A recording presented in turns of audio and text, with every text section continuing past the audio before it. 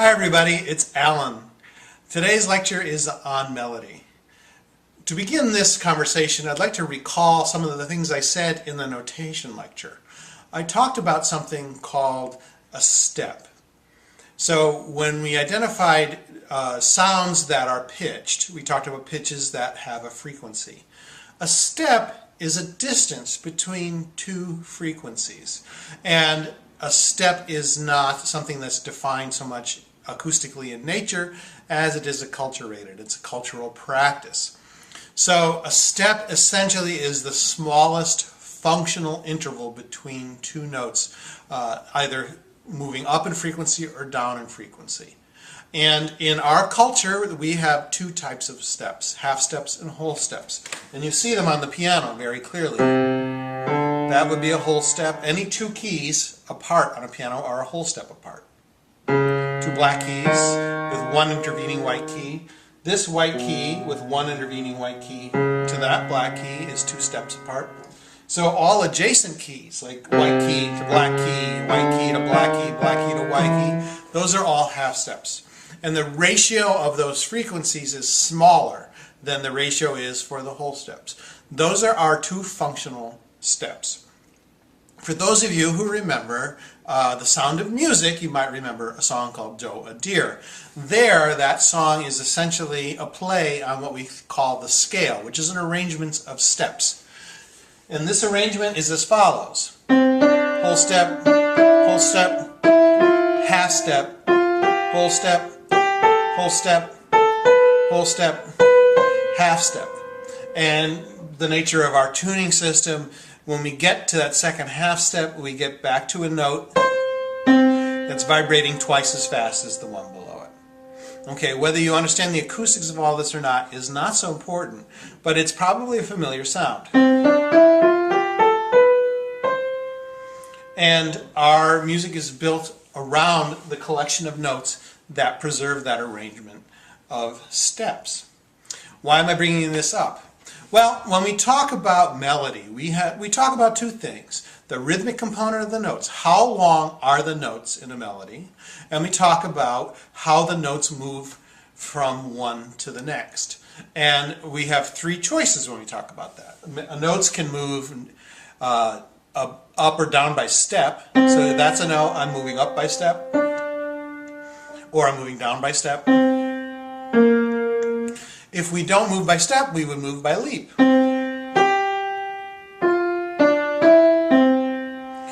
Or we can choose not to move.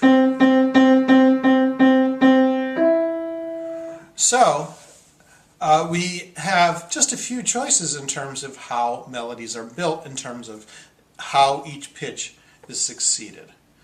The other factor is the rhythm. How long is each note? So we already have a criteria for assessing and describing melody based on this very simple information. The information is how do the pitches move from one to the other, and what are the durations, what kind of durations go on from there. Alright, we're talking about melody, and we cannot divorce melody from song. And I think it would be wrong to do so. Melody is sort of an abstraction of it, or an idea that's abstracted from the practice of singing. So we have sung ever since we could speak. And one of the great neurological debates is whether we sang first or whether we spoke first. And it will never be answered, but the investigation is kind of interesting. And in fact, our speech is pitched. For example, anything I say can be turned into a melody. Yada da da da da da da da da da da da da da da da da da da. Anything I say can be turned into a melody. So every word I utter has some pitch to it. And so when we talk about singing, we're also talking about a range of practices that have to do with the stylization of our voice. Are we singing with this kind of operatic style, or are we really just speaking? And that becomes very interesting when we try to assess what a song is and what the melody is of a song. So you'll notice in the melody listening list that accompanies this Some of the performances are clearly sung, and some, you might argue, are more spoken. Yet I'm putting them all into this melody category. So, if we're talking about songs, then we really are talking about poetry as much as we are talking about music. And I'd like to just read some poems to you, or excerpts of these poems. Let's start that again. So, if we're talking about songs, and we're talking about melody, we're really also talking about poetry. Let me read a few excerpts from some poems to you, and let's talk about them. The first poem is by Joseph Karl Benedict van Eichendorff, who was born in 1788 and died in 1857. And this poem is called Die Nachtblume, or the Night Flower, Night Bloom. Nacht ist wie ein stilles Meer, Lust und Leid und Liebesklagen kommen sehr verfroren her, in dem linden Wellen schlagen. Wünsche wie die Wolken sind, schiffen durch die stillen Räume, wer erkennt im lauen Wind, ob's Gedanken oder Träume? Schließ ich nun auch Herz und Mund, die so gern den Sternen klagen, leise doch im Herzensgrund bleibt das linde Wellen schlagen. It's a short poem, and it translates roughly as follows. This poem translation is entitled Night is Like a Quiet Sea, which is actually the first line of the poem. Emily Isust is given credit for this translation. Night is like a quiet sea, joy and sorrow and the laments of love become tangled up in the gentle throbbing of the waves. Desires are like clouds that sail through the quiet space. Who can recognize in the mild wind whether they are thoughts or dreams? Even if my heart and mouth now are closed, that once so easily lamented to the stars, still at the bottom of my heart, there remains the gentle throbbing of those waves. This is a classic romantic poem. It's somewhat free verse, which is a big innovation in poetry in the 19th century. It also is very expressive and focused mostly on emotions. The language has an interesting flow to it and a softness about it which allows for this flow to go forward. So if you're setting this kind of poetry to music, you're going to write lines of melody that support this kind of flow. And there is a song on your listening list by Hugo Wolf which sets this German text quite beautifully. And I want you to not only notice the shape and line of the melody as it supports the poem, but also listen to the piano part. What is it trying to accomplish with the imagery? There is a link as well on the website that will take you to the poem and to the translation if you want to check it out. Oh, Roberta, tell me how long, how long? Oh, Roberta, tell me how long, how long? Gonna keep me down here, baby, singing this same old song. I'm down on the river, sitting down on the ground. I'm down on the river, sitting down on the ground. I'm gonna stay right here until that steamboat come down. All right, this is a very different kind of poem. We still have water imagery, I guess, but the whole nature of the poetry flows incredibly differently. It is a blues lyric. It's the poem Roberta, as sung by Leadbelly. Leadbelly was one of America's foremost blues musicians in the middle of the 20th century. And every recording of Roberta has different words. That's because the tradition of the blues is a poetic tradition, just as much, if not more so, than a musical tradition. And it is the practice of expressing a line, repeating that line, and then adding a third line which somehow responds to the first line. So you have a line, you repeat it, and then you respond to it. Very often this type of poetry was improvised. The sentiments are short. The language is very quick and full of pauses and stops and simple words. Oh, Roberta, tell me how long, how long? Very different flow from the German poem. Different kind of singing will be involved. When you listen to Leadbelly singing this poem, you will hear a very different style of singing. Oh, Roberta, tell me how long, how long? He just gets those words out in almost a gestural kind of language with a lot more pauses and breaks. Look, if you had one shot, one opportunity to seize everything you ever wanted in one moment, would you capture it or just let it slip? Yo. His palms are sweaty, knees weak, arms are heavy. There's vomit on his sweater already, mom's spaghetti. He's nervous, but on the surface he looks calm and ready to drop bombs. But he keeps on forgetting what he wrote down. The whole crowd goes so loud. He opens his mouth, but the words won't come out. He's choking how everybody's joking now. Okay, hopefully you're recognizing Lose Yourself by Eminem, which is a heavily featured song in the movie 8 Mile. Now, this kind of poetry is also coming out of an improvised tradition, and one of the practices of this kind of poetry is a lot of internal rhyming, and the play of the words is all about coming up with those rhymes quickly, and there is an ability or skill attached to this. Not everybody can do it well, and improvise these constant stream of rhymes and somehow get a coherent image and message across. And so I think of rap as a very specific style of poetry, and it requires a very specific style of singing. And you could say that it's really more spoken than sung, but this particular song is a great example where you have something called a hook, which is a repeated verse, which is the memorable melodic idea, and that is you better lose yourself in the music the moment you own it. You better never let it go. You only get one shot. Do not miss your chance to blow. This opportunity comes once in a lifetime. Yo, you better. Okay, that's the hook. And it is very memorable. And I would argue that it has a very simple style of melody to it. And so try to figure out what that melody is. Try to hum along. Can you sing along with it? One more poem. A foggy day in London town had me low, had me down. I viewed the morning with much alarm. The British Museum had lost its charm. How long I wonder could this thing last? But the age of miracles, it hadn't passed. For suddenly I saw you standing there, and in foggy London town the sun was shining everywhere. You can do anything you set your mind to, man. Anyway, that is Ira Gershwin's lyric for George Gershwin's song, A Foggy Day. Here, the poetry is very simple. It's stripped down, and it is also about wordplay and clever rhyme.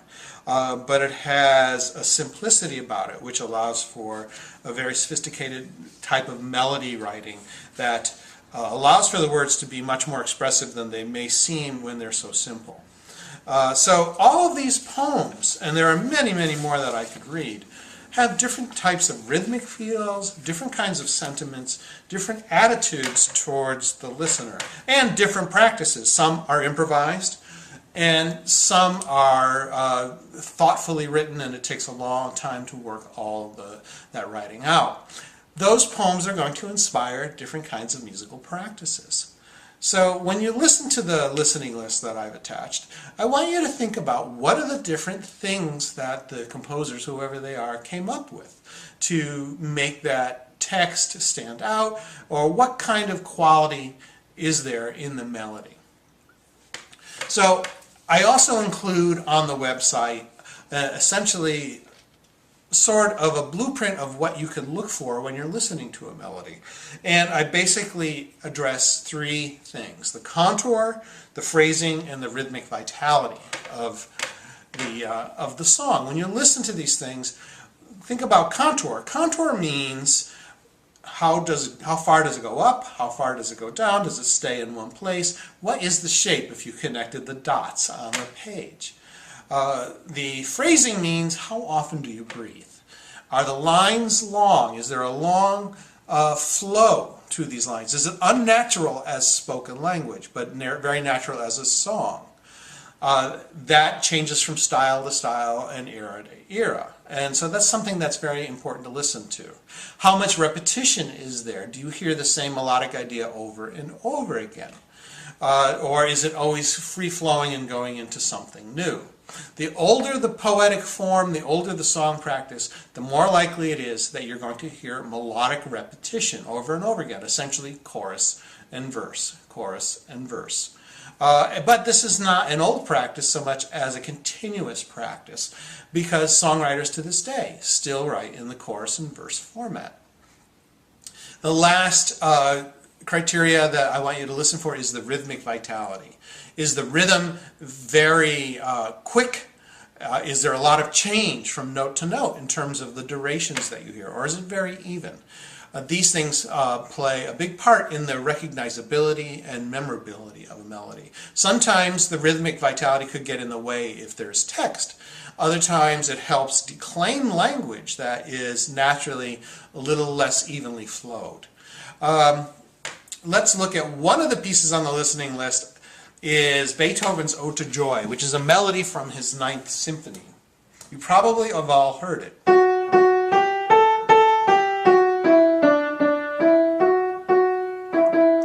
Okay, that's the first phrase. It's a fairly long phrase. Rhythmically, it's very even. Every note is the same length until this. That's the only change in rhythm. So it's very steady rhythmically. Shape-wise, the first two notes don't move. Then we move up by step. We go down, repeat. We don't move by leap at all. We just move by step. And so what you might notice is that the contour of that phrase is very compressed into a very gentle wave.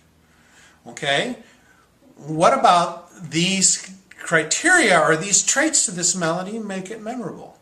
It's its very simplicity and its easiness to sing that I think Beethoven was after. He was clearly and historically documented as trying to write a pop song, some song that could speak to the masses, because the whole text of the Ninth Symphony is about the brotherhood of mankind. So he wanted to create a melody that could be simple enough to embrace everybody. And when you play it alone like that, it sounds very simple, but when you hear it in the way Beethoven sets it, it becomes extraordinarily memorable. I would suggest to all of you that you search Ode to Joy on Spotify. You'll probably get 300 to 400 hits, and it is everywhere. You'll hear it in every guise. A lot of meditation and relaxation recordings use that tune in a very mellow way, but there are a lot of different versions of the Ode to Joy. Beethoven succeeded beyond his wildest dreams in introducing a melody that would be embraced by the masses, and it continues to this day to be an iconic melody. But that's one extreme of the melodic cycle.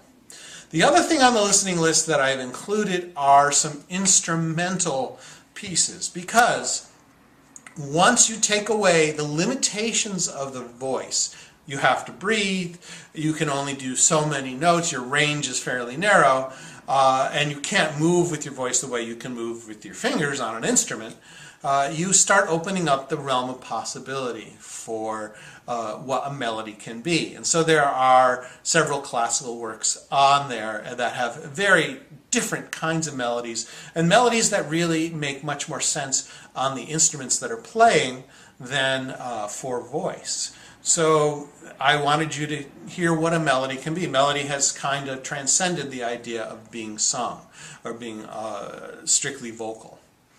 The last thing that I want to call your attention to is that wonderful blog post by Suzanne Vega from the Measure for Measure blog in 2009 in the New York Times. There, she talks about what a melody is for. The blog is all about writing songs, but her comments about melody are quite interesting. So have fun. I'm going to do a follow-up lecture on this to talk more specifically about what you may have heard. But right now, I'm saying, well, look at the criteria, read Suzanne Vega's blog post, listen to the music, and see if you can identify the qualities that you're hearing in this music. And we'll come back and we'll talk more specifically about one or two of the songs just to refine the practice for you. Okay, I look forward to it. Bye-bye.